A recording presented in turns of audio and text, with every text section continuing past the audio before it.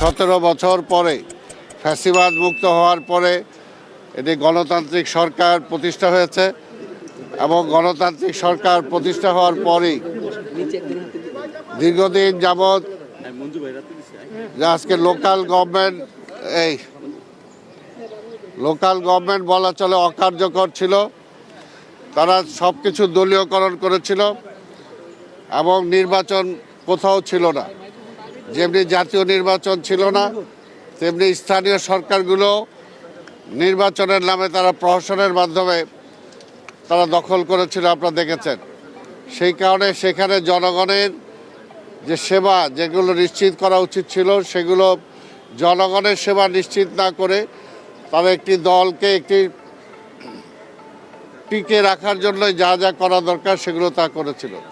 কিন্তু এই সরকার আসার পরে এখন জনগণের হারিয়ে যাওয়া যে সমস্ত অধিকার সেগুলো নিশ্চিত করার জন্যই আমরা মনে করি যে প্রথমেই আজকে এই সিটি কর্পোরেশনগুলোতে আমাদেরকে দায়িত্ব দেওয়া হয়েছে এবং আমরা চেষ্টা করব যাতে জনগণের যে ভোগান্তি এবং জনগণের যে সমস্ত দাবি দেওয়া সরকারের কান পর্যন্ত পৌঁছে নাই।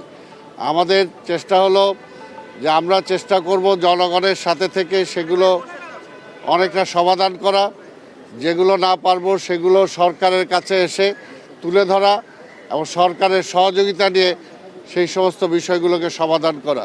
তো এই বিষয়ে আজকে আমাদের মন্ত্রীর সাথে কথা হয়েছে, মন্ত্রীর কাছ থেকে আজকে আমরা দায়িত্ব বুঝে নিয়েছি। আর বুঝে নেওয়ার পরে আমাদের সরকার প্রধান মাননীয় প্রধানমন্ত্রী দেশনায়ক তারেক রহমান সাথে আমাদের কথা হয়েছে এবং প্রধানমন্ত্রী আমাদেরকে বলে দিয়েছেন, কিছু নির্দেশনা দিয়েছেন। সেই নির্দেশনাগুলো হলো জনগণের যে সমস্ত অধিকার বঞ্চিত আছে সেগুলো যত দ্রুত তাদের কাছে পৌঁছে দেওয়া যায়, তাদের পক্ষে কাজ করা যায়। ইমিডিয়েট যে মশার যে সমস্যা আছে, ক্লিনিংয়ের যে সমস্যা আছে, নাগরিক যে আরও যে সমস্যা আছে, সেই সমস্যাগুলোকে উনি পিন পয়েন্ট করেছেন এবং আমাদেরকে বলেছেন যত দ্রুত সম্ভব এগুলোর ব্যাপারে কার্যকর ব্যবস্থা গ্রহণ করার জন্য। মাননীয় মেয়র, আপনার তো কাউন্সিলররা নাই, তাহলে আপনি কিভাবে এই জনসেবাটা নিশ্চিত করবেন? আমরা এগুলো প্রথমত কথা হলো যে প্রশাসনিক যারা আছে তাদের সাথে আগে আলোচনা করব। আমাদের সাথে তো জনগণের সাথে সম্পর্ক আছে, আমাদের গ্রাসরুট পর্যন্ত দল আছে।